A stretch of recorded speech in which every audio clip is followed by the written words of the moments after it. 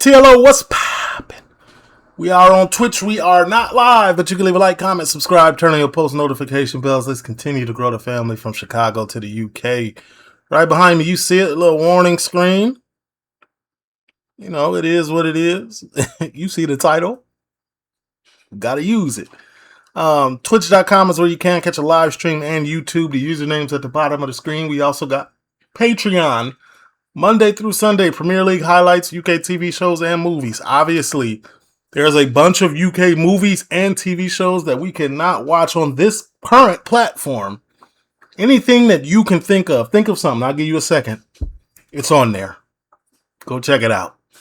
Period. Twitch.com, man. Live stream. I don't know where I left off on the intro. This is inside Manchester's violent GANG empire, armed in the wars. All right, talk to me. Copyright disclaimer. Under Section 107 of the Copyright Act 1976, allowance is made for fair use for purposes such as criticism, comment, news reporting, teaching, scholarship, and research. Fair use is a use permitted by copyright statute that might otherwise be infringing. Non-profit, educational or personal use tips the balance in favor of fair use. No copyright infringement intended. All rights belong to their respective owners.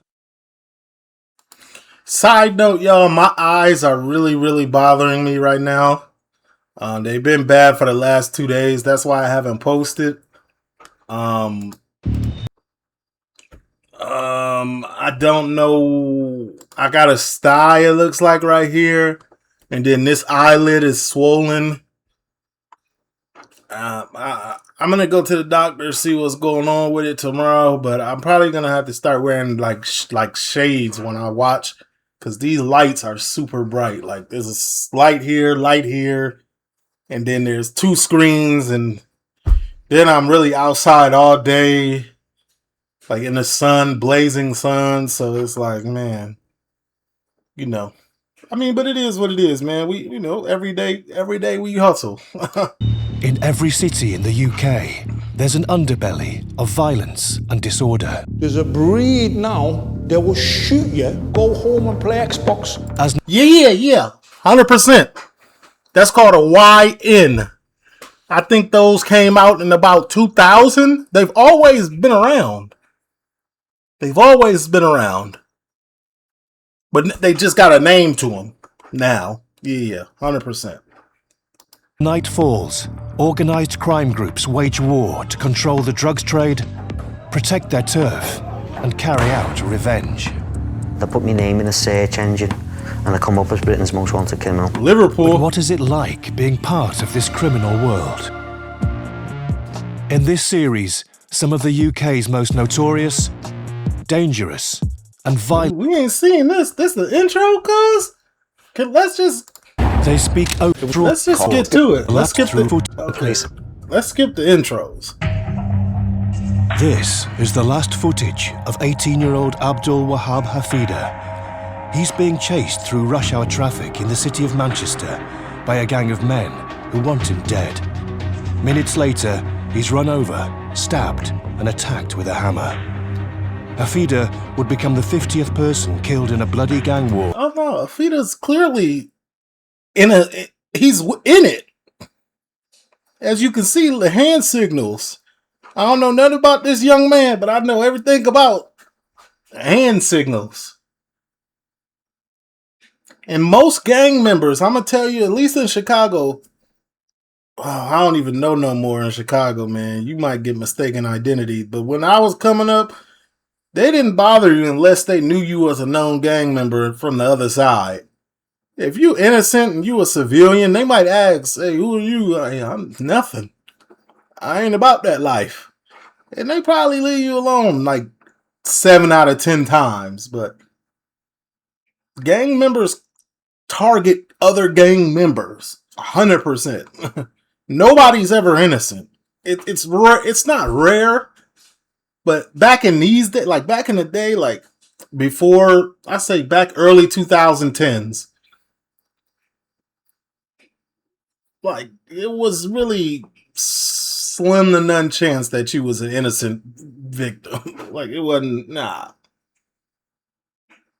that shows no sign of stopping. They'll kill you on the streets, they'll kill you in prison.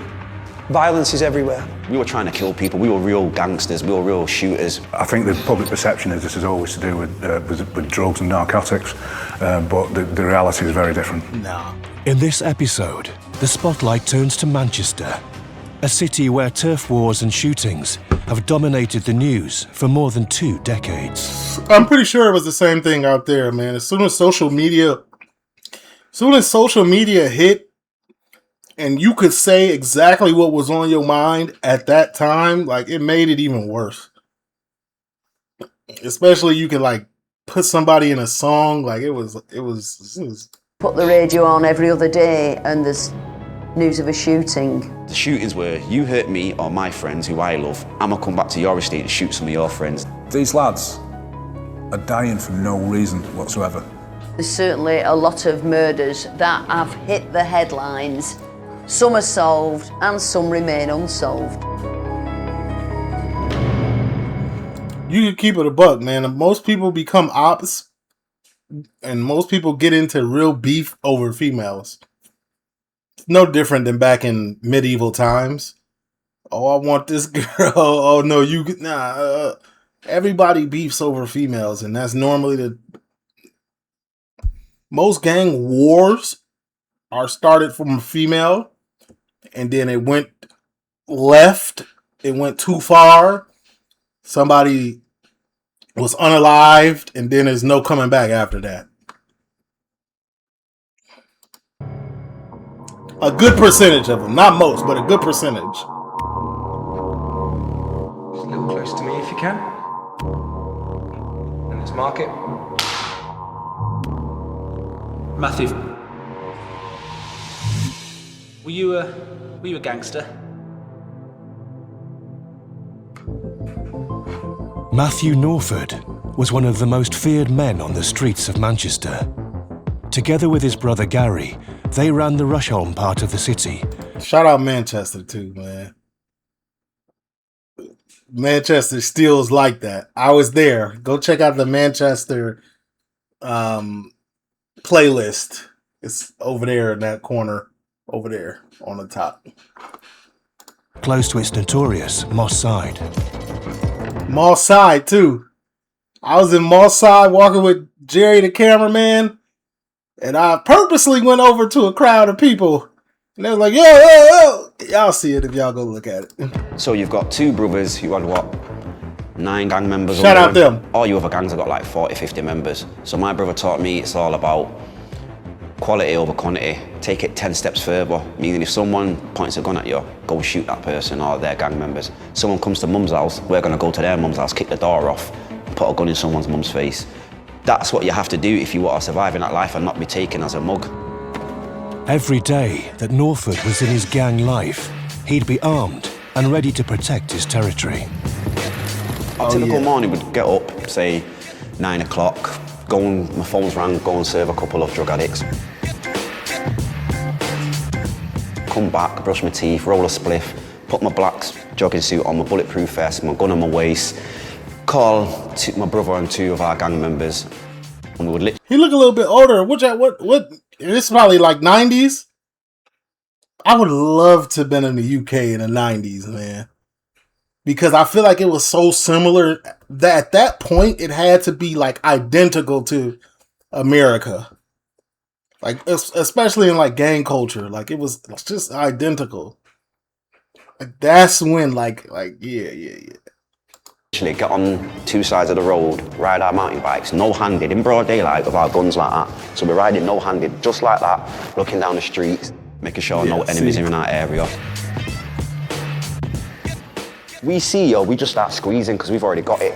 We were really living that life. That's why they call it Gunchester. In August 2005. This is where I was. This is the Heineken. This is the Heineken factory, right? I was here. Oh my mom, I was here. I'm too excited. My bad. Norford set off with 2 gang friends on one of his many missions into enemy I territory. walked down this with the aim of committing murder. So there's me and 2 of my younger gang members are only like 16. gone to my side, I've parked my bike in an alley, and I've run out and I've seen a group of these kids, and they're only like 16, 17. Their brothers were gang members, but I didn't want these kids. I'm not about to kill a kid, a 16-year-old kid. At this point, I'm like 24. I want the people my age or older. Like, I don't want to go home and think I'm a killer or a gangster and I've shot a 16-year-old kid dead. I can't live with that. So, listen. I salute that. I salute that energy. That's great energy. That's really great and valiant energy. I'm pretty sure the gang members of today's time do not think like that, because I know for sure in Chicago, I can only give you examples in Chicago where I'm from. There was 12-year-olds snatching souls. Positively. There's ain't no way. You throw up this, you throw up that, you talking rah, rah, rah. I have no choice but to believe you in Chicago. Oh God, I believe you. Every word you ever said to me, no matter what age you are, I believe you. Well, I've spun round and pointed my gun. Dave all ran off. So I've said, let's rewind it. Start over. Think I'm a killer or a gangster, and I've shot a 16-year-old kid dead. I can't live with that. So I've spun round and pointed my gun. Dave all ran off. So I've said, let's go back to Rush Home. These two have decided to go further into my side. So as I'm riding my bike, they've gone across a road. I'm crossing. I've just said, pop, pop, pop, pop, pop, pop. Someone's shooting at me, and I can just hear the bullets like, shoo, shoo, shoo, shoo. As I put my hand on my gun, something said, look to your left. I've looked to my left, and in the middle of the road there was a person with a Mac 10 machine gun just pointing at me, and I'm riding like that, and I've got my bulletproof vest on, but your vest comes up, so I'm thinking, oh, not my stomach, no, not my organs. We used to have this this dude, he used to come to the barbershop. I ain't gonna mention his name. I don't think he would care, but he was older than us. He was old school. So we was in our 20s. He was in his 30s. This off Howard Street in Chicago.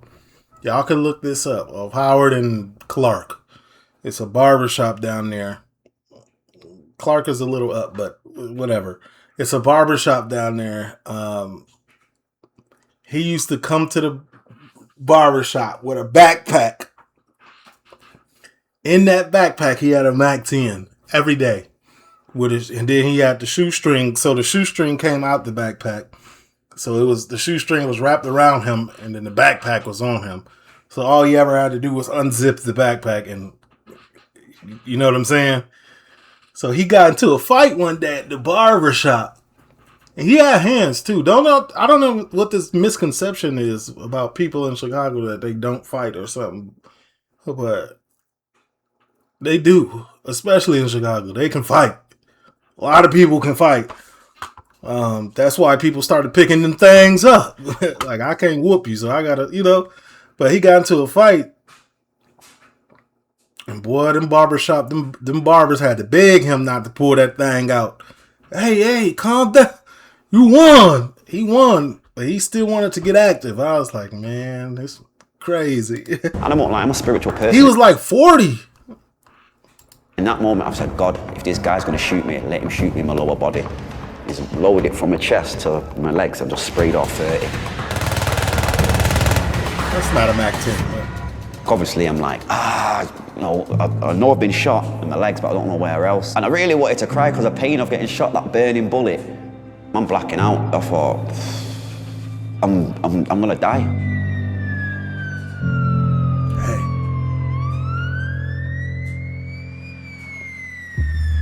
I just remember waking up in St. Mary's Hospital, accident and emergency, handcuffed to the bed with about 20 police around me. And the doctor told me I've been shot in my leg, and I'm like, well, my whole body feels like it's on fire. And he's turned around and it's gone in your left leg and gone out. That's good news. He's gone, I'm sorry, Matthew. It's gone through your penis. They shot you. That ain't funny at all. They shot your meat. It had to be a mustard tip. Pause. like the bullet. So in Chicago we call it a mustard tip when it's just a regular yellow bullet.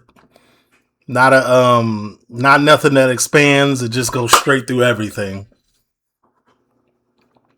Not nothing that breaks up and it just goes straight through everything.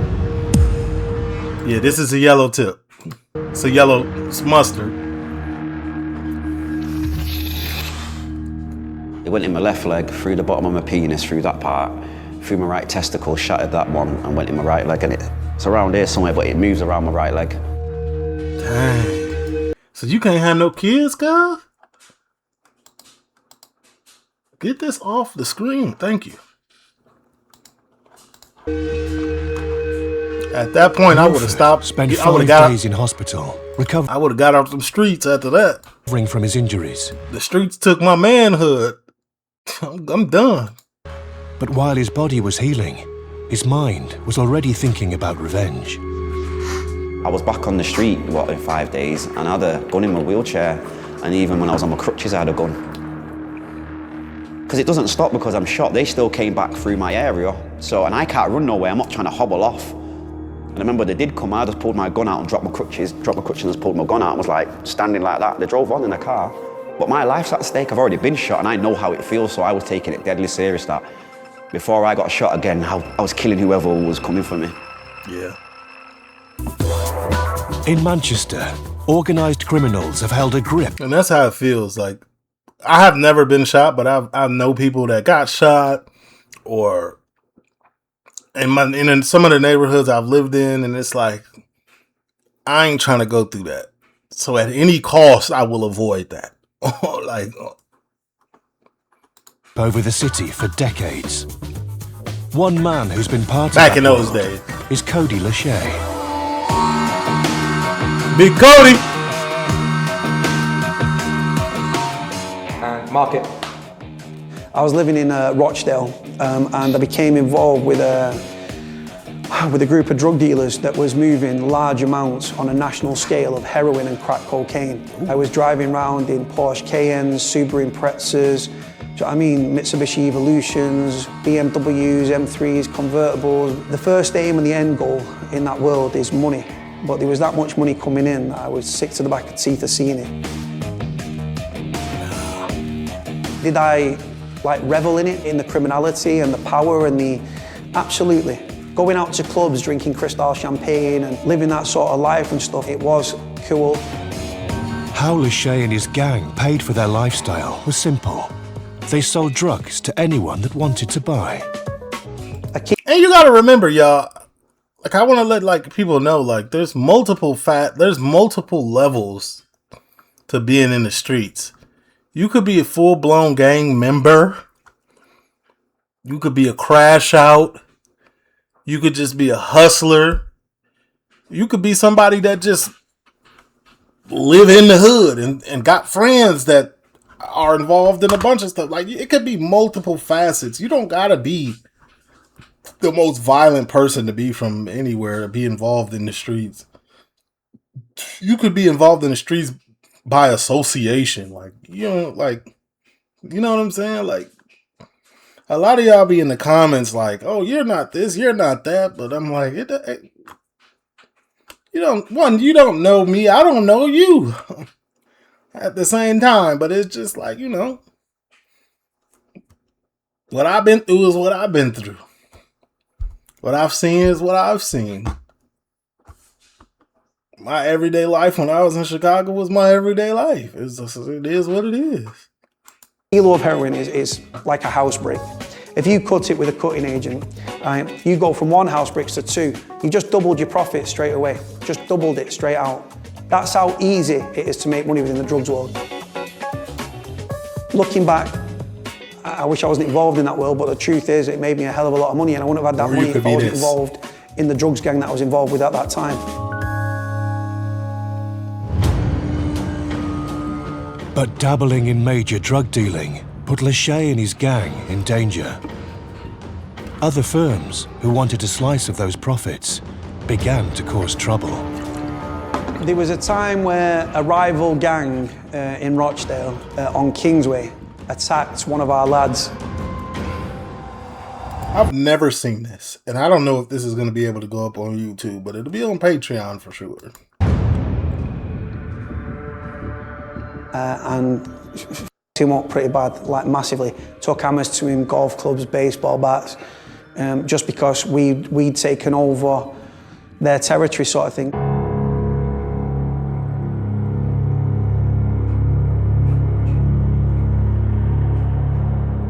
And they jumped out and they attacked him, and they left him fighting for his life. He was in a bad way, man. He broke his jaw, they broke his eye socket, they stabbed him, he had a punctured lung. Damn. God, his eye socket? He had a bleed on the brain. He nearly died, man, and all because of a drugs war. He said that lightly, all because of a drugs war, but at the end of the day, that's everything. Whoever controls that market controls the neighborhood. Like that's reality. When you're part of these drugs gangs or you're part of a gang, death is an occupational hazard. It comes with the territory. It's like you can't be a diver in the Olympics and not get wet. You can't let one of your boys be out in that regard. So obviously, your first angle is revenge. You want to do worse to them than what happened to your boy. And you want to make sure that if they attempt to murder your boy, you want to make sure that their boy's dead. If you're involved in that world and one of your boys takes a beating and you don't do nothing about it, then your gang's gonna lose your street reputation like at the drop of a hat. For some of y'all, that would be called wet. They would know y'all wet.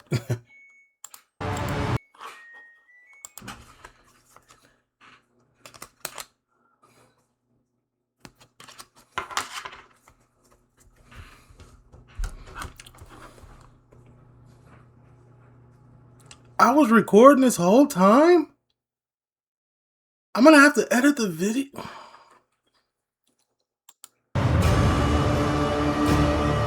It's like someone attacking my mother, do you know what I mean? I take it personally. It angered me a great deal, and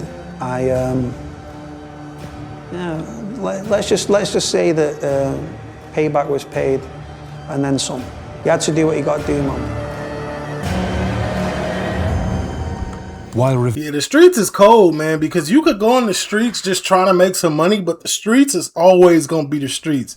You're going to never be able to outsmart the negativity that comes with it. Like, you're not.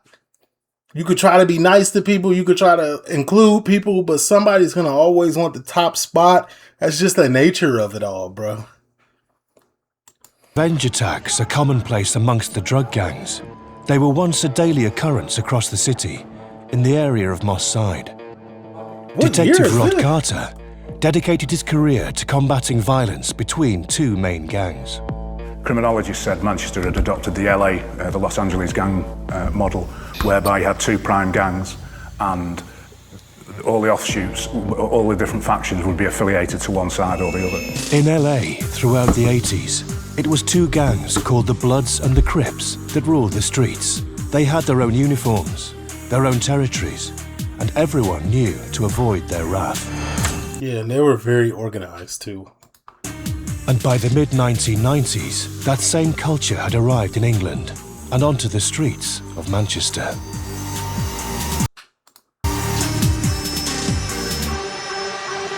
The two main gangs here came from the Alexandra Park estate in Moss Side, and they formed on either side of the main road. Okay, so this is... Okay! So I was on this side. I didn't even explore this side. See, this is the thing. This is why I need to go live so y'all could tell me, like, oh, turn here, turn there. You know what I'm saying? I got dropped off at the park. There's a big arch and it says Alexandria Park. I got dropped off right there. And we went up the straight. We went, I don't know if it's south. I don't know. We went straight up, away from the Heineken brewery. We went straight up. And then we turned, we came around. We went to walk to the end of the park and came around. And that's where the video starts that I was telling you about. One side of the estate became known as the Gooch and the other side became known as the Doddington. We was on the They gooch were side. in a very close area to each other. It was all about who was the Mr. Big and who had enough runners to cover that territory and then to keep other people out. Guns were synonymous with drug dealing and these gang masters. But rivalries and shootings didn't start off because of drugs. In fact, the biggest war in Manchester's underworld between the Gooch and Doddington crew started over something more trivial. What is it gonna be? The two groups coexisted for probably about 18 months, really, with no real issues. Of course. Tell me what was the trivial thing? He was one of the main men in the Doddington, went on holiday to New York. Yeah? And bought himself a leather jacket. He left this at his girlfriend's house, who lived on the other side of the estate. One of these young Gooch boys had seen the jacket and thought, I'm going to wear that and walk around the streets in it. But what was at the center of that conflict? A girl. So a Doddington member left his leather jacket at his op girl crib, and a Gooch member seen it. How did this Gooch member seen it? How? And she let him take the jacket. Told you to always start with a female, man, when it comes to with this type of stuff. This was seen as horrendously disrespectful. And 2 days later, in March 1991, there was a drive-by shooting. Oh, this 90s, 80s, 90s. Huh? Over a jacket is crazy. If you were to ask members later into the 2000s what caused it all, they wouldn't have an idea. They wouldn't have a clue. Nah, beefing over, y'all started this over a jacket? But I still think the underlining factor was, how did bro even get my jacket? You know what I'm saying? How was he in your crib? You feel me? Like, A feud that started with a leather jacket has continued. And you Rod can say it was a leather jacket all you want. I'm going to say it was a girl and a leather jacket. now claims up to 50 murders are the result. So I was to drive along this normal street, normal width. To the left-hand side is what would be classed as the territory of the Doddington. On the right-hand side would be classed as the territory of the Gooch. The distance between them is ridiculous, really. It is the width of this one road. Not surprising. At the time, Manchester was known as Gunchester. And Gooch Close was probably one of the most famous closes in the country. And the amount of negative press that the city got was unbelievable. At the end of this road here, at this junction, a man by the name of Orville Bell was shot through the throat. Orville Bell was Jamaican, had to be. That's a Jamaican name, Orville. One of my best friends, his name Orville. There's a shop on the left on that side there where Benji Stanley, a 15-year-old, was shot through the window. The shop here used to be a nightclub. Kevin Lewis, a member of the Doddington, came out there and walked round to his vehicle on this corner here where Gooch gunmen were waiting, and he was shot at point blank range in the head. The shootings were, you hurt me or my friends who I love, I'm gonna come back to your estate and shoot some of your friends. That's what the war was over. So basically in Chicago, man, if you go to a club, you gotta, so if you go to a club and you were like a member or you got beef in the streets, you really can't take no Uber. You don't want to be in an Uber because they follow your Ubers. That's one. You gotta drive. But if you drive, you gotta get a park right in front of the spot. Now that normally goes against everything that you ever preach, because you don't want to park in front of the spot just in case it go down. You want to be able to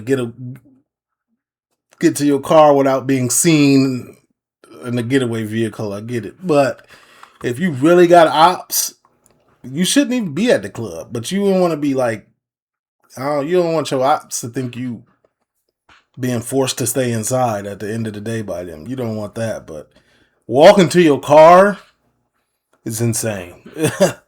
No. I'm gonna go ahead and pay for valet.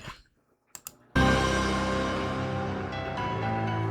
don't matter what's in my car. Valet, don't worry about this.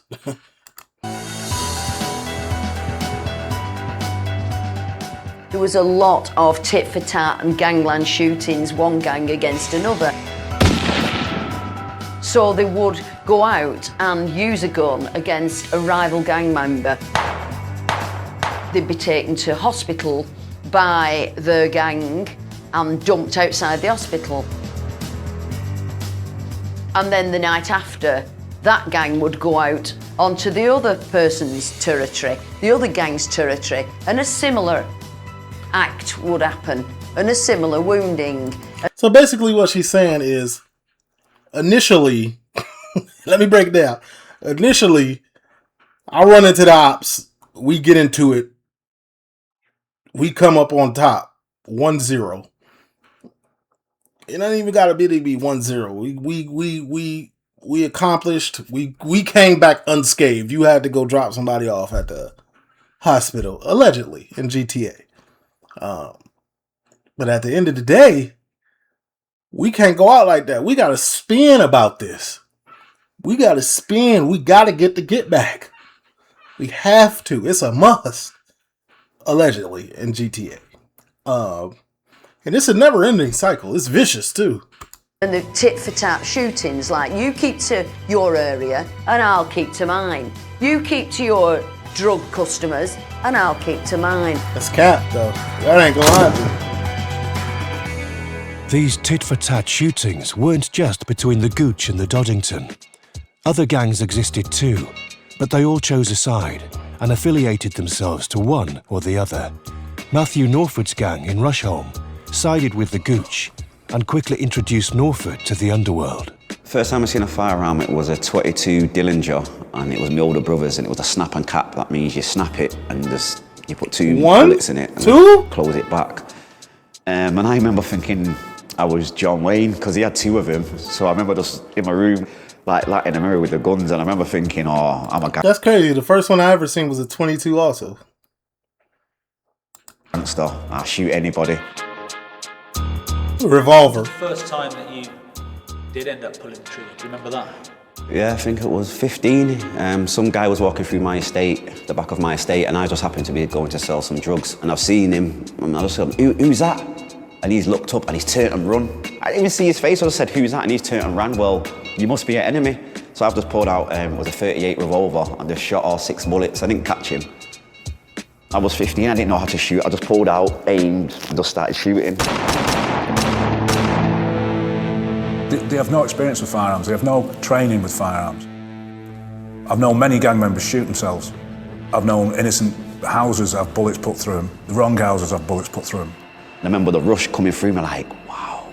It's kind of like, you're the master, you could end his life. The adrenaline's pumping with that loud bang, and you're going back to your boys and you're telling them, yeah, I just shot after some prick and he ran off scared, and you're all laughing, and it's like, the more you do it, the more you don't have a conscience, or you learn to justify you. That's a fact, but like, I bet looking back in hindsight, you just like, I was an idiot.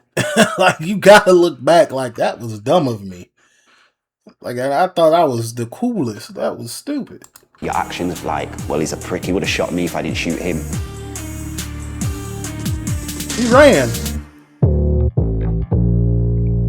I once spoke to an individual who had been shot. It was a drive-by shooting, and a Mac-10 machine pistol was pointed out of the window and the trigger was pulled and hit this particular lad I was speaking to in the bottom. So I spoke to this individual and said, why will you not give a statement? This man's trying to kill you. And his reply was, I don't want no man to go to prison. I'm just a pure soldier. If I die, I die. There's a code of not snitching, and why would I want that person to go to jail? I'd rather go and hurt that person myself because you shot me, so I want to get you back or one of your gang members.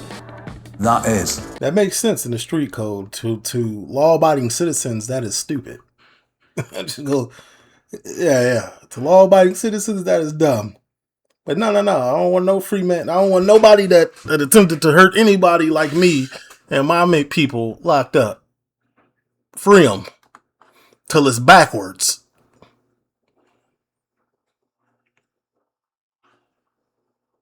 Then white tee them. That is literally the code out there, I swear. The ridiculous, pathetic mindset that some of these people have. While gang members accept that death is a part of gang life, it's a cold world. Sometimes innocent people can get caught in the middle Stay out of the war. streets, y'all. As we continue up the road here, behind that basketball court, the yellow structure there on the right-hand side, a 15-year-old schoolboy by the name of Jesse James was shot several times and died in the park.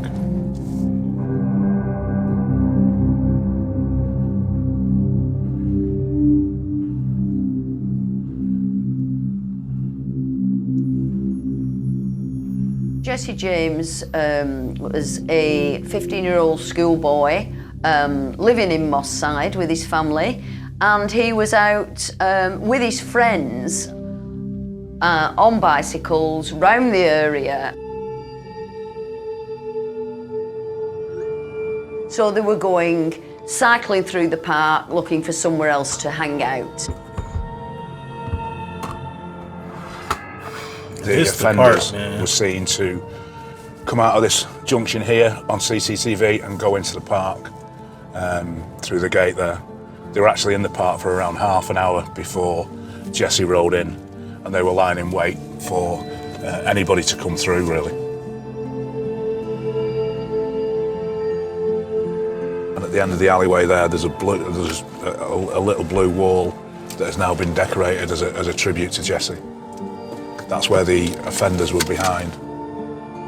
It was about 1 o'clock in the morning when shots were fired, and Jesse's friends all went in that direction and Jesse veered off. And unfortunately, Jesse fled on his bike into the path of the gunman, or gunmen. He was shot several times and he was killed. He was terrible, that young? Tragic case. Was he just in the wrong place at the wrong time? Was it mistaken identity for someone else? Was it just a case of that anybody was fair game? Who knows? Jesse's killer has never been found, and the case remains open.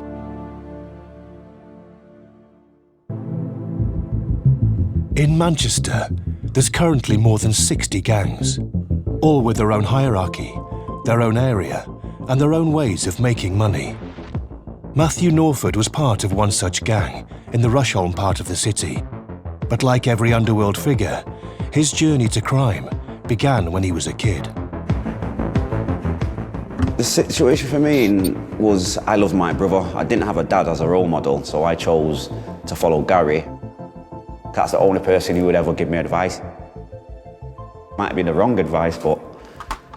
That's the thing, man. That's why dad is very, very important, because when there's a single mom, she can only do so much. A single mom, don't get me wrong, shout out to all the single moms out there, but their plate is full.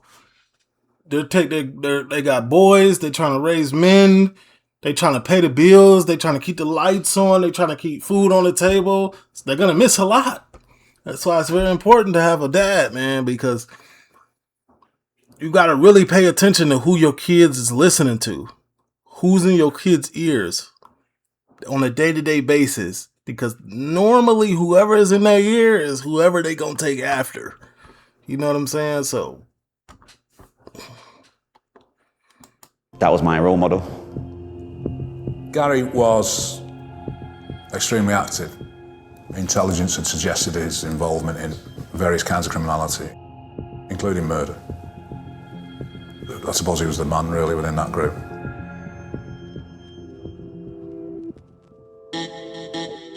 I've seen my brother sell drugs, and he said to me one day, "Bro, do you want to give this to such and such?" I ran round the corner, gave it him, he gave me some money. I gave it my older brother, he gave me £20. I felt on top of the moon with £20 at the age of 12. Matthew was late teens when I first met him. Did you know he was on a path to trouble? I wouldn't have known him if he hadn't been. He was groomed by other members of his family to become involved in it, and he'll openly admit that. I didn't know what... Even family members ain't nothing either. You know what I'm saying? And of course, somebody, you know, I trust him. He's family. Family ain't always got your best interests at mind, man. Family will... That's one of the hugest parts of gang culture. Oh, my family did it, so my family this, my family... All right. What's happening? You think that at 12 you're somebody big when you can go and give your mum £10 and say, oh, what, you ain't got to give me bus fare to go to school because I've got it. That makes you feel like a man. You know, you're a little kid ripping about on your bike selling drugs, so all the gangsters know who you are, the drug dealers know who you are. They gave me the nickname Skelly. I was somebody to the people I looked up to. You've seen all these gangsters with the jewellery. You know, you get sitting in the cars of these fast cars. Wow, they're real gangsters and I'm a part of it. Oh, I'm chilling with them, it's fascinating. As Norford got older, his crimes got more violent. And one preferred... Another thing in Chicago that we don't do is, we'll do it, but we'll be on you know, you got to be on your P's and Q's. You got to be very vigilant. We don't sit in the car. Like, we don't sit in the car. For what? like, you know how you sit in the car and you have a conversation on the phone, or you have a conversation with somebody who's next to you and you just, you know, you're just chopping it up.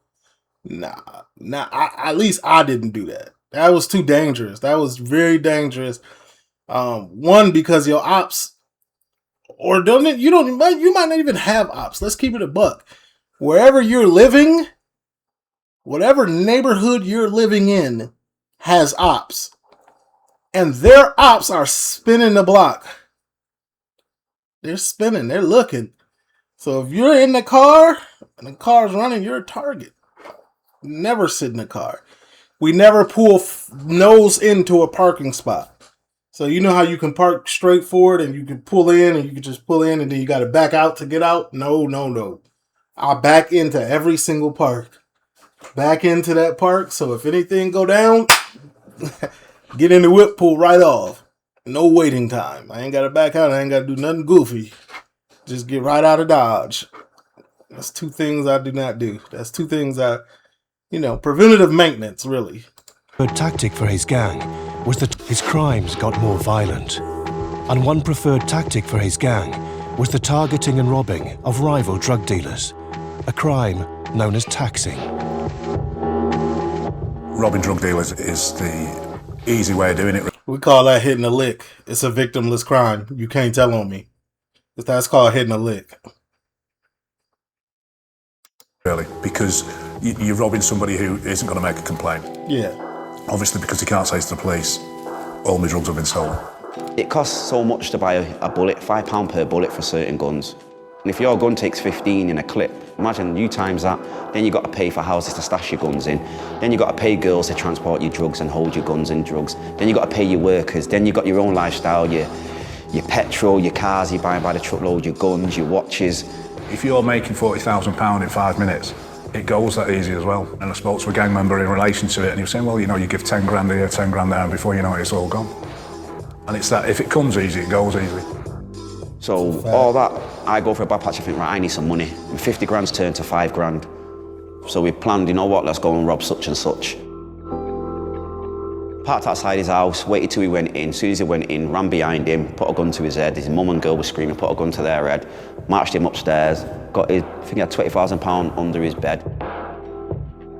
Took him somewhere, did whatever we did to him. He made a phone call and got another 20 grand dropped off.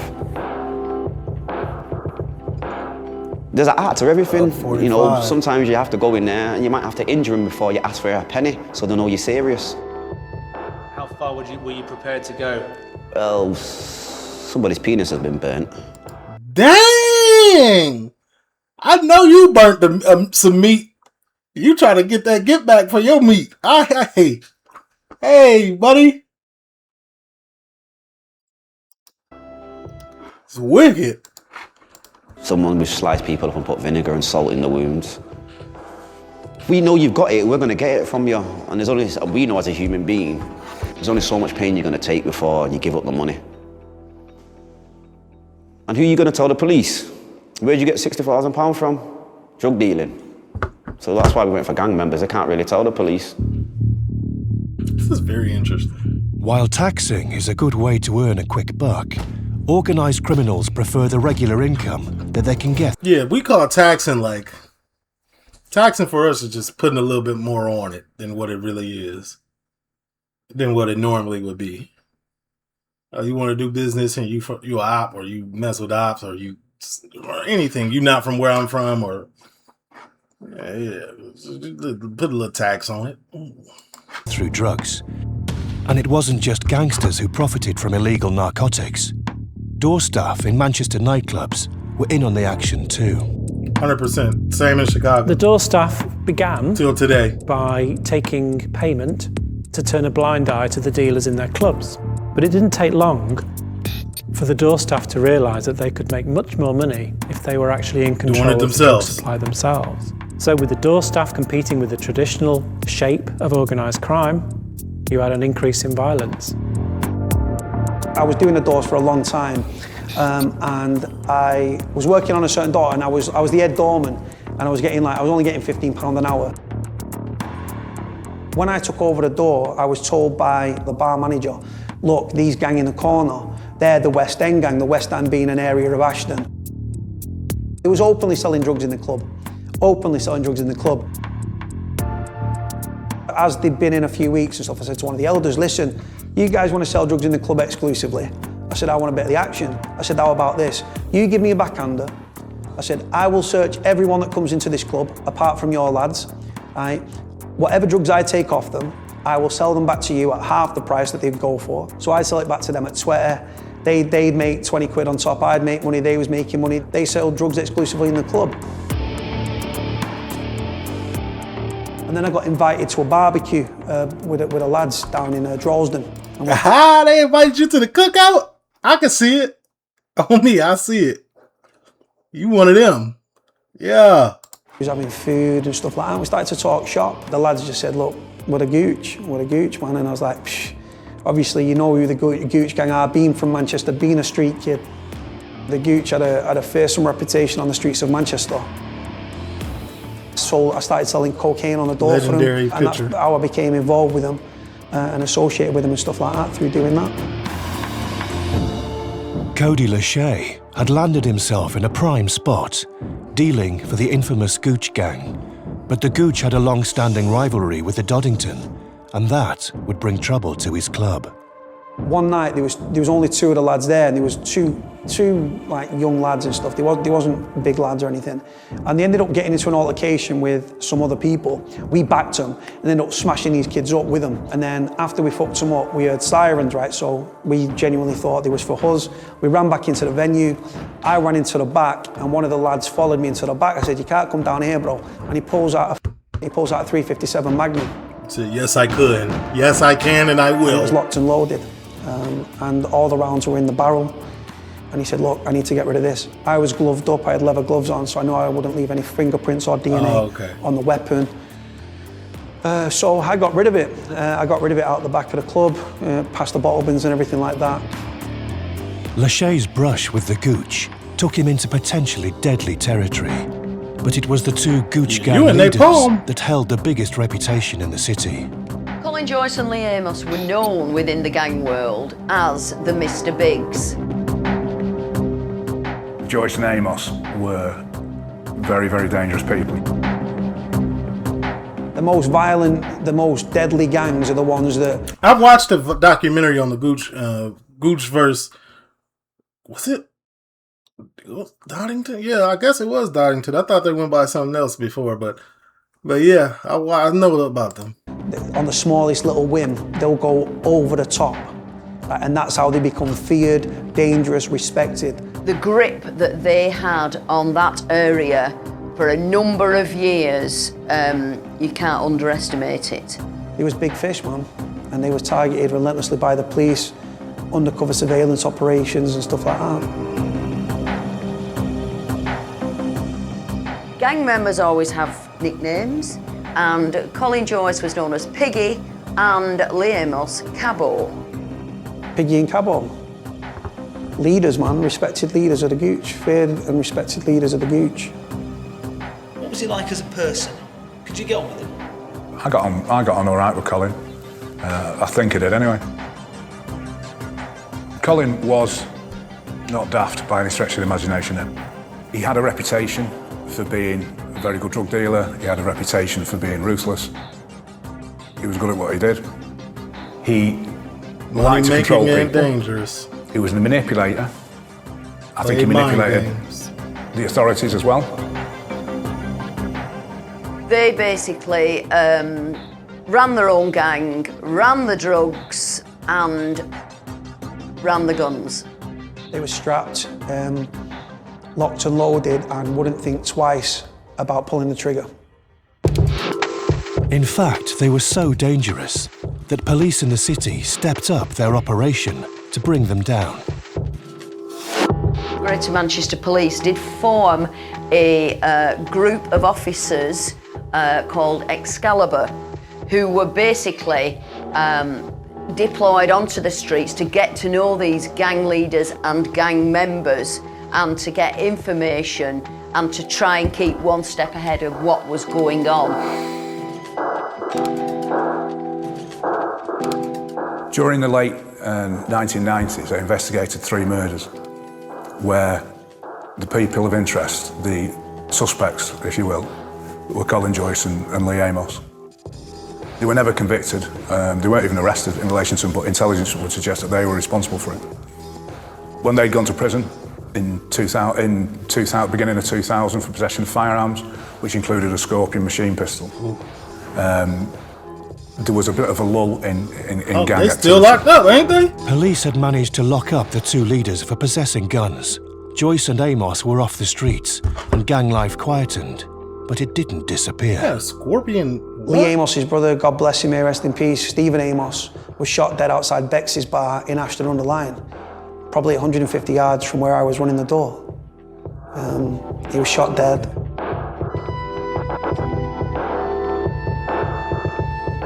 Lee came out in 2005 on prison license. Was that Scorpion machine pistol, was it fully automatic or was it semi? I'm curious. Maybe semi. I know that shoots 9mm because they called it a pistol, but I know it got a handle because they called it a machine. So, like, I would like to know. But absconded from that prison license and went on the run. Joyce came out in 2007. Prior to him coming out, there was a buzz on the street. You could tell gang members were getting excited about this man coming out. Everybody knew Amos was on the run. And other gang members were jostling for position. All of them wanted to be near him. All of them wanted to be his right-hand man. And none of them were going to be, because Lee would always be his right-hand man. And the day he came out, he went to a bail hostel in the north part of the city. And I went and met him at the bail hostel that night.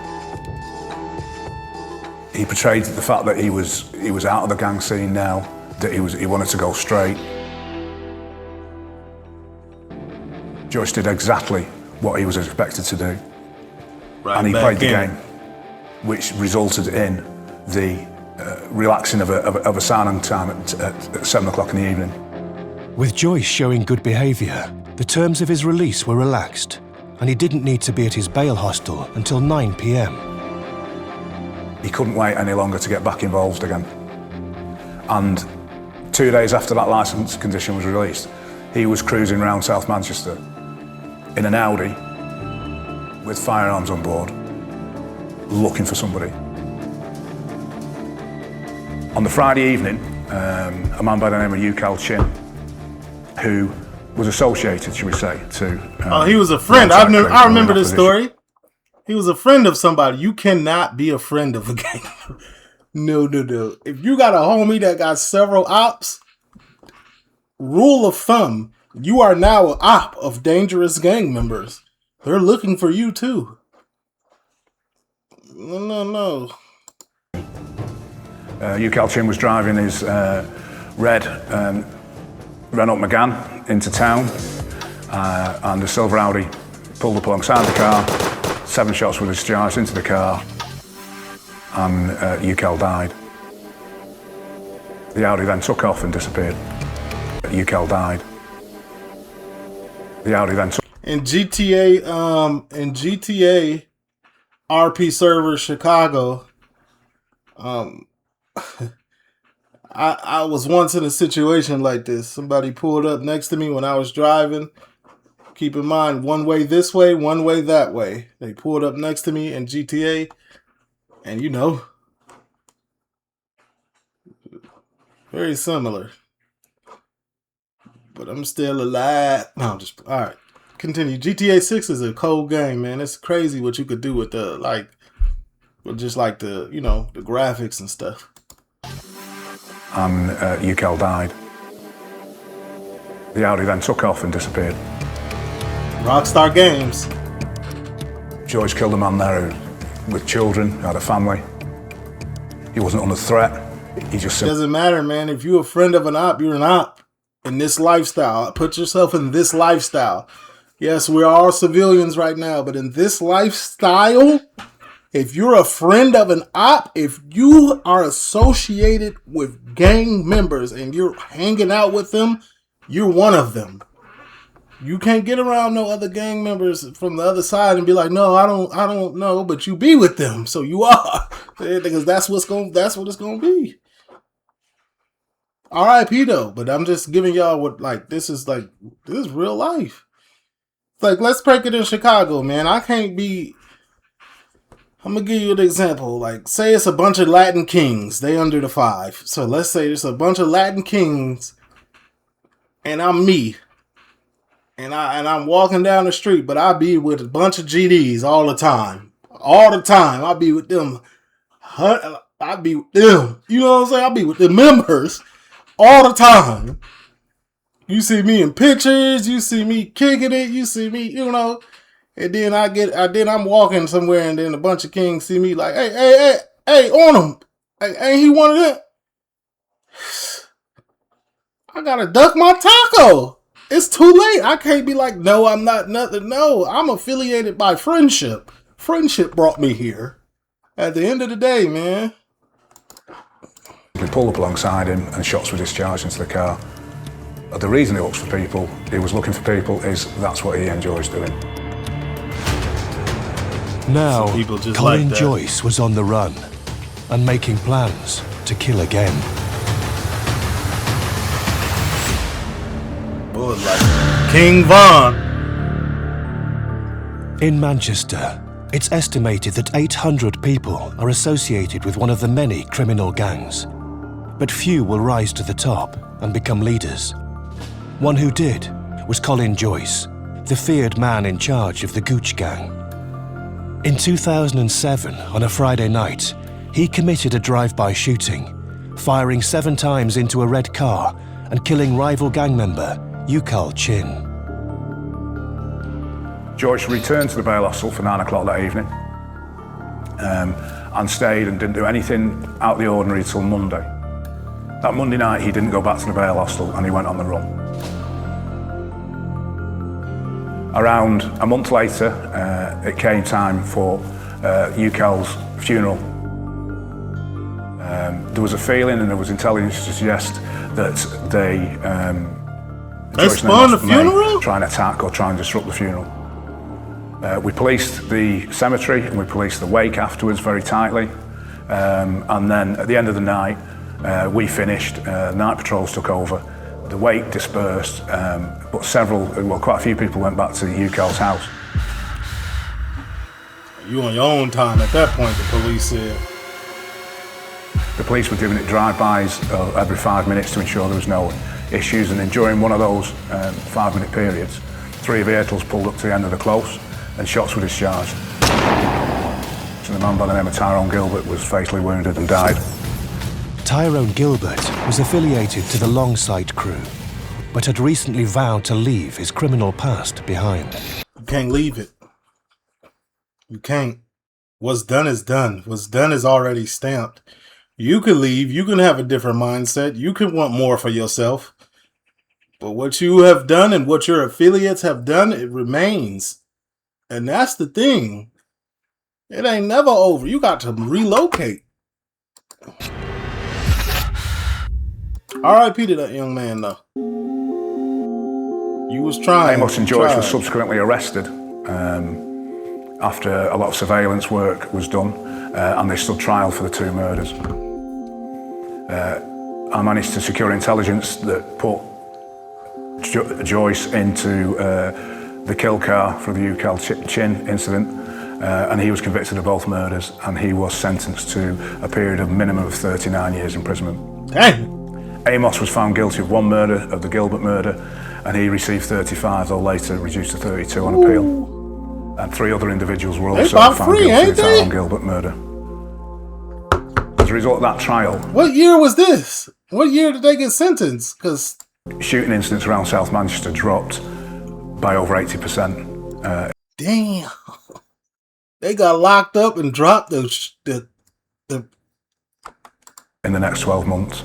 When Colin Joyce and they was demons. Lee Amos were taken out of the gang scene in Greater Manchester, they was Latin? That was absolutely massive for the area, and the communities really did breathe, and the police a big sigh of relief. The Gooch gang were jailed for 235 years, between 11 of them. That just shows how prominent the Gooch was referenced firearms in this city. 9 of them were people that I used to associate with when I was doing the doors. How many wannabe Colin Joyces or Lee Amoses are there out there? How many people are on the path to that level? How many more Colin Joyces are there? Not many.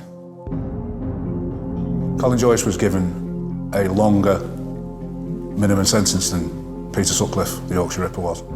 Dang. In that gang scene, in that kind of gang scene, I don't think there'll be another. That's normally what it is, man. When you head of the gang and you the top guy and you the most violent and most influential, you gonna get a lot of time, period. Because they're trying to set a example out of you.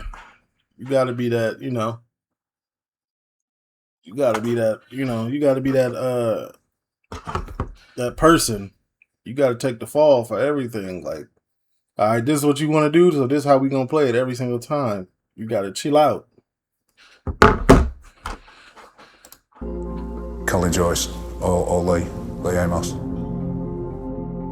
You say that crime pays. Eventually, every dog gets caught. You will, at some time, it might be 10 years, 5 years, 15 years, 20 years. Eventually, you will pay. Especially if you're super violent. Yeah, you gonna... People pay with a life. When death hits, it can send ripples through the underworld, and sometimes it can provoke violent retaliation. In 2011, Matthew Norford's brother, Gary, lost his life following an attempted armed robbery that went wrong. Gary's my older brother. Gary would come and he doesn't play. Gary would shoot your mum. Gary is serious about his brothers, and Gary...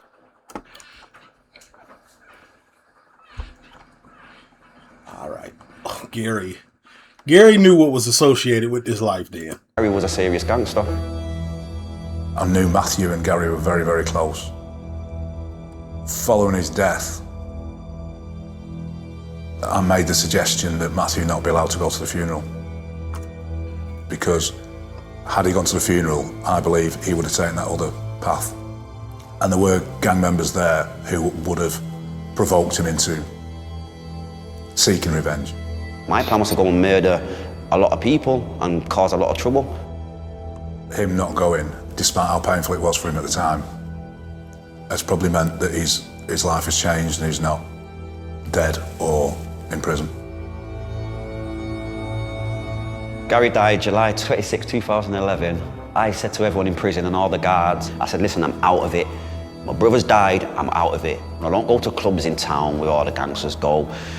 I don't rave, I don't sell drugs, I don't do none of that. I go work, I go gym, I go home and look after my family. And I never thought I'd be happy without Gary. Just shows you what you want to do when you're positive. You still live in Manchester? The reality in being involved in a street gang as a young person or as a vulnerable person is that you are going to be used, potentially abused, potentially murdered. And most definitely, if you're in it long enough, you'll have the police coming through your door. Is it worth it? No. When you get sentenced and that judge slams that gavel down and says 4 years, you want to say to the judge, I will go work at McDonald's right now. I do not want to go to jail. But the judge just turns around and says, you knew the consequences and you still decided to do it. That's a fact, man. Nowadays, 2026, people know what they're getting into, 100%. They know what it come with. They know everything. So if you need to crash out a YN right now, oh, he knows. He's fully aware of what he's getting himself into. Doesn't care. Crime doesn't pay. And at the end of the day, you don't want your mum and your dad and your brothers and your sisters having to bury you and planning your funeral. No mother should have to bury her son. And tragically, it's happened here in Manchester countless times. I got shot in both my legs, my penis, my testicle, and I've got a bullet in my leg. I lost my brother, my other brother got stabbed. You have to take it on the chin, because you signed that piece of imaginary paper to say you will give your life to the streets. So as a gang member, I don't feel bad that I shot other gang members. You joined it, you were trying to shoot me. But for all their girlfriends and sons and daughters that have injured their dad, I do feel sorry for them, because they've got to live with it, their mum's got to live with it. So I do feel sorry for the innocents, but the ones who got involved in the game, you can't really moan about it. It's a sad indictment on society where kids are willing to go out and shoot each other for no reason whatsoever. Life's too precious to throw it away over. It is, but like, you got to understand, man, a lot of these kids, they feel like they're living for nothing. They feel like nobody's ever listened to them. They feel like they can't achieve anything. They feel like nobody's got their back. They feel like everybody's against them. So, the one thing they turned to that took them in as a family is the gang. You know what I'm saying? This is what happens when you cut funding to community centers or to after school programming or combined schools and mixed neighborhoods or whatever else that's done to budget cut, There's a yin and there's a react, there's an action, there's a react. Wait, what is it called? There's a reaction. What is it? A reaction to every action? So what? The fact that I live on a different side of the estate than you do. And for what? For reputation? No, to feel like you belong. And that's the disconnect. It's not for reputation. It's to feel like you belong. I belong to something. I don't got no dad. My mom's not here. Now I belong. I belong. So because I belong and these people could brought me in, like, I'm going to do whatever to stay, to keep this feeling. Do something to stop that, to thwart that. What's a reputation when you're doing 39 years in prison? What good's a reputation when you're 6 foot? I just said preventative maintenance. There's a lot of preventative maintenance that you can go around these neighborhoods and you can talk to 8, 7, 6-year-olds and they could just stop it right there. Well, what sports do you like? Okay, let's start a team. Like let's do something. Let's a community center. Anything. Keep them busy. When you've known a gang member and you'll see him, perhaps, lying in the morgue with a plastic bag over his head, a plastic bag over his feet. That's the reality of it. That is the reality of how sad and how pathetic this is. Young men killing each other for no reason whatsoever. I say, well, you look in your heart and you know it's not cool. And maybe you think it's cool because you've not been through nothing yet. You've probably just sold a bit of drugs and police have not kicked your door in. No gang members have tried to rob you. You've not been in a house where a drug addict's overdosing and blood shooting up the wall. Maybe you've not seen someone get shot or get stabbed up in front of you and bleeding out. But the longer you're in that life, the more chances you've got of going to jail or getting injured. Rod Carter dedicated his career to bringing down the gangs, but he left the police with unfinished business. I believe that saved lives. I believe that helped people who are in very, very difficult positions, and I did it to the best of my ability. There's a couple of individuals I would like to have seen get their just desserts and go to prison for as long as they deserve to. Their day will come. Pretty good documentary, not gonna lie. TLO, leave a like, comment, subscribe, turn on your post. Let me know what you think.